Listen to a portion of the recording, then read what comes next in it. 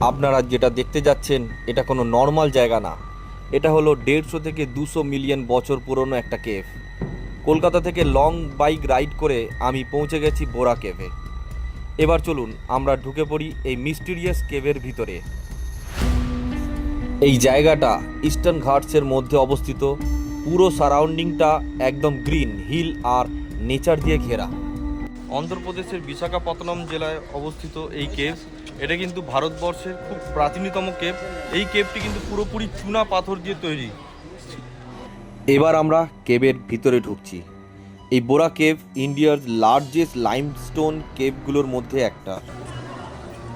ওরকমভাবে সিঁড়ির মতো করে দিয়েছে, সিঁড়ি থেকে নিচে যেতে হবে।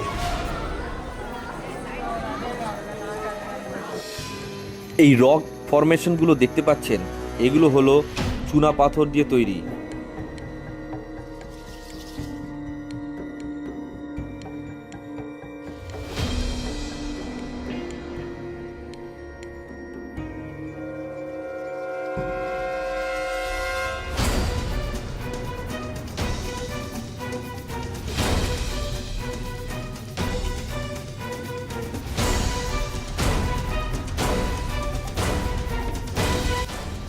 হাজার হাজার বছর ধরে জল ও মিনারেলের রিয়াকশান দিয়ে তৈরি হয়েছে। নেচারের খেলাটা সত্যি আনবিলিভেবল। পুরো জায়গাটা একদম অন্ধকার, লাইটগুলো এমনভাবে করা যে পুরো সিনেম্যাটিক ফিল আসছে।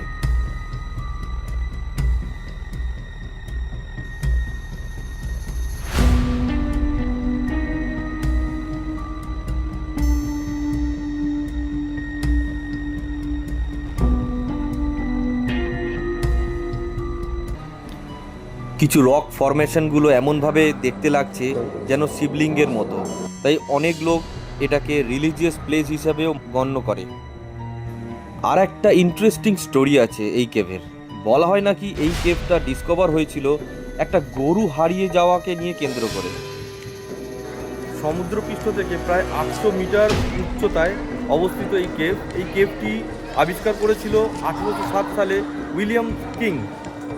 ট্যুরিস্টদের দেখার জন্য ভেতরে অনেক আলো দেওয়া হয়েছে, যাতে, কারণ কেভের ভেতরটা তো অন্ধকার থাকে, গুহার ভেতরে, তো গুহার ভেতরে আলো দিয়ে দিয়েছে যাতে আমাদের মতো সাধারণ ট্যুরিস্টরা এসে এখানে খুব ভালোভাবে এই প্রাচীনতম কেভটা দেখতে পারে।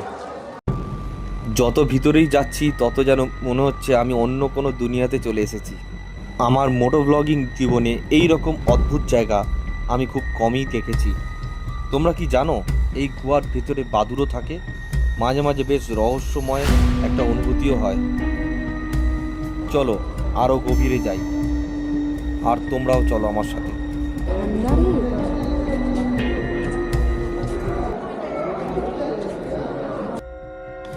উপর থেকে দেখতে যেমন একটা হিউজ গর্ত মনে হয়, ভিতরে ঢুকলে বুঝতে পারবেন এটা পুরো একটা আন্ডারগ্রাউন্ড দুনিয়া।